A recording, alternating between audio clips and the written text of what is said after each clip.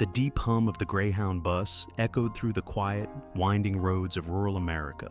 Thomas Walker sat silently near the window, his hands resting on a small, tattered duffel bag. The dusty landscape outside looked the same as it had when he left 6 years ago, yet there was an eerie stillness to it that unsettled him. Thomas, a decorated Marine who had served 2 tours overseas, was finally returning to his hometown of Redwater, a place he once called home, a town now shrouded in mystery and fear. As the bus pulled into Redwater's desolate station, Thomas couldn't help but notice the boarded-up storefronts and graffiti-streaked walls. The streets, once bustling with life, were now barren. A sense of foreboding crept up his spine as he stepped off the bus and onto the cracked pavement. "Welcome home," he muttered to himself, slinging his duffel bag over his shoulder. He made his way to the old diner where his mother used to take him for pancakes every Sunday. The neon sign flickered weakly, barely illuminating the entrance. Inside, a handful of patrons sat in silence, their eyes darting nervously toward the door every time it creaked open. Behind the counter stood Mary, an old friend of Thomas's mother. Her eyes widened as she recognized him.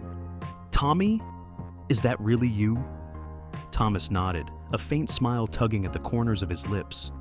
"It's me, Mary. It's been a while." She rushed around the counter and enveloped him in a tight hug. "We thought you'd never come back. Things aren't like they used to be." Thomas pulled back, concern etched on his face. "What happened here?" Mary glanced around nervously before leaning in close. "The gangs took over. It started small, a few kids causing trouble. But now, they've got the whole town in their grip." Thomas's jaw clenched. He had faced enemies overseas, but hearing that his hometown was under siege ignited a fire within him. Thomas decided to visit his family's old house on Maple Street. As he walked through town, he saw the remnants of what Redwater once was. The library where he spent countless afternoons was now abandoned. The park where children used to play was littered with broken bottles and spray-painted warnings. "Stay out or pay up." At the corner of 5th and Main, he spotted a group of young men dressed in black, their faces obscured by hoods. They watched him with predatory eyes, whispering among themselves. Thomas kept walking, his instincts on high alert. When he reached his house, he found it in disrepair.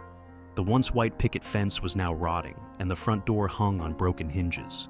He pushed it open and stepped inside, memories flooding back. As he explored the house, he heard a noise from the living room. He cautiously approached, hand instinctively reaching for the knife he kept in his boot. To his surprise, he found a teenage boy rummaging through the cabinets. "Hey!" Thomas barked. The boy froze, eyes wide with fear. I'm sorry. I didn't know anyone lived here."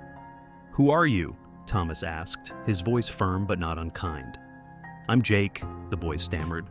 "I was just looking for food. My mom, she's sick and we don't have much." Thomas studied him for a moment before nodding. "Come on, let's get her some help." Jake led Thomas to a small house on the outskirts of town.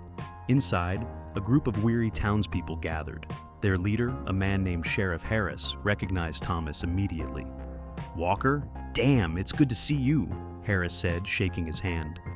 "We need someone like you." Thomas listened as the townspeople recounted their plight. The gangs, led by a ruthless figure known as Darius Cole, controlled everything, from the local businesses to the police force. Those who resisted were met with violence. "We tried fighting back," Harris admitted, "but we're outnumbered and outgunned." Thomas nodded solemnly. "I've seen worse odds. We need to organize." Over the next few days, Thomas worked tirelessly to train the townspeople. He taught them tactics he had learned in the Marines, how to move stealthily, how to defend themselves, and how to take down an enemy without drawing attention. The first strike was small but impactful. Thomas and his group sabotaged one of the gang's supply runs, stealing weapons and supplies. It sent a message: Redwater wasn't going to roll over. Word spread quickly. More townspeople joined the resistance, emboldened by Thomas's leadership. They struck at the gang's operations, dismantling drug labs and freeing those who had been forced into servitude. But Darius Cole was no fool. He knew who was behind the uprising, and he made it personal. One evening, as Thomas returned to his makeshift base, he found a note pinned to the door. "Meet me at the old mill. Come alone." Against the advice of his comrades, Thomas went. The old mill stood on the edge of town, a looming, decaying structure that had once been a symbol of Redwater's prosperity. Inside, Darius Cole waited, flanked by his men. "Walker," Darius greeted him with a smirk. "You've caused me quite a bit of trouble." Thomas remained stoic. "I'm here to end it." Darius chuckled. "Bold words for a man standing alone. But I respect that. You've got guts. Join me. We can make this town ours." Thomas shook his head. "I didn't fight overseas just to come home and watch my town be destroyed by scum like you." Darius's smile faded. "Then you leave me no choice." The battle for Redwater began that night. Thomas and the townspeople, now an organized militia, faced off against Darius's gang. The fighting was fierce, but Thomas's training paid off. They moved with precision, outmaneuvering the gang at every turn. In the midst of the chaos, Thomas confronted Darius. "It's over," Thomas said, gun aimed at the gang leader. Darius sneered. "You think you've won? There's always someone else willing to take my place." Thomas's expression hardened. "Not in my town." With a final, decisive action, Redwater was freed from the grip of the gangs. The townspeople stood together, rebuilding what had been lost. Thomas Walker stood on the steps of Redwater's courthouse, looking out at the crowd gathered below. The town was no longer shrouded in fear. There was laughter in the air, hope in their eyes. Mary approached him, a smile on her face. "You did it, Tommy. You brought Redwater back to life." Thomas nodded. "We did it, together." As the sun set over Redwater, Thomas knew his fight wasn't over. But for now, he could rest, knowing that he had reclaimed his home.